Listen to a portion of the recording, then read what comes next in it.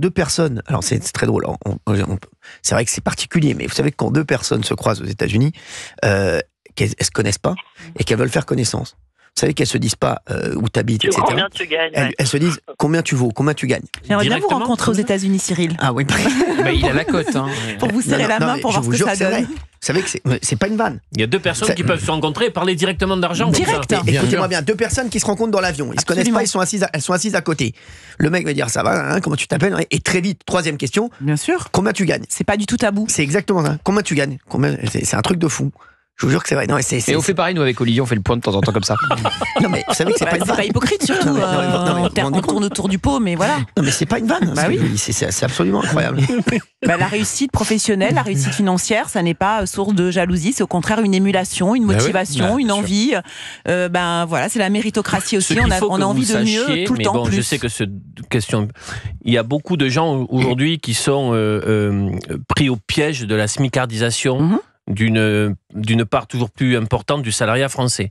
Aujourd'hui, tu as 18% des salariés français qui sont au SMIC. Et quand tu es au SMIC, en fait, tu n'as plus les petits bonheurs de la vie. Tu ne peux plus amener tes enfants et ton même les épouse classes moyennes, Olivier. au resto. Et les classes moyennes, tu as raison. Ça s'est étendu aux classes. Tu peux pas faire un cinéma. Absolument. Les journées de... Et donc ça te met une frustration, une colère qui est parfois rentrée, qui s'est exprimée avec les Gilets jaunes. Rien de ce qui s'est passé avec les Gilets jaunes, de ce que ça a révélé pour une société, n'est réglé. C'est pas parce qu'ils sont plus sous les ronds-points que la question est réglée. Et donc, si tu veux, comment faire une société unifiée, rassemblée, avec de telles inégalités? Non, je te dis pas ça. Je te dis qu'il y a des gens... Il faut comprendre aussi ce qu'ils ressentent. Mais bien sûr. Le monsieur hier qui nous a appelé en disant « Mon enfant, il voudrait des paires de baskets ».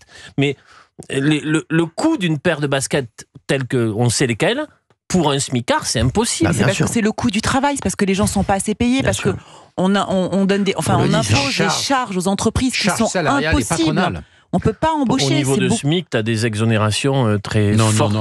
Mais moi, je ne veux pas une société de smicards. Moi, je veux une société avec des gens qui ont des beaux salaires, 4 000 euros. J'ai une question à vous poser. C'est ce que je disais. J'avais dit, moi, pour moi, il faut un salaire minimal, quoi qu'il arrive.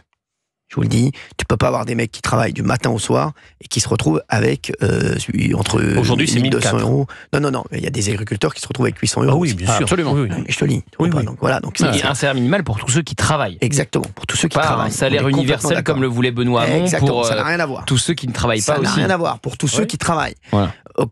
Quand les gens vous disent, quand vous êtes petit, votre mère vous dit, si tu travailles, tu gagneras ta vie. Aujourd'hui, tu travailles, tu ne gagnes pas ta vie. Oui, c'est ça. Donc là, il y a un problème.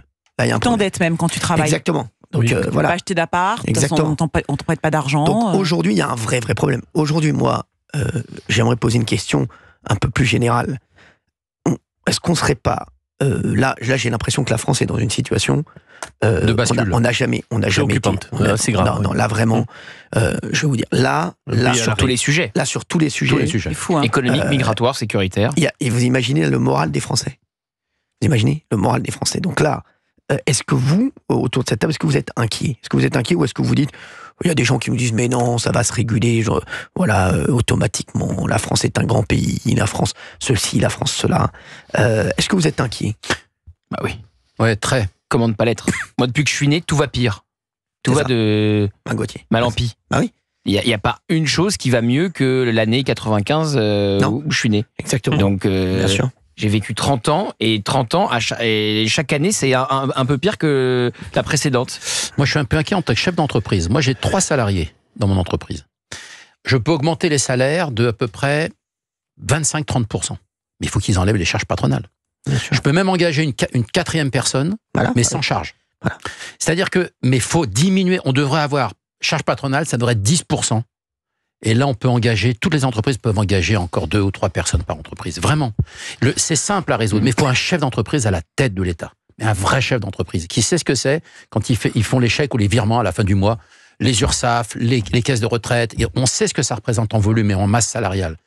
Et on voit ce qu'on prend aussi sur le salaire des employés. On voit ce qu'on retire entre le brut et le net. On en parlait.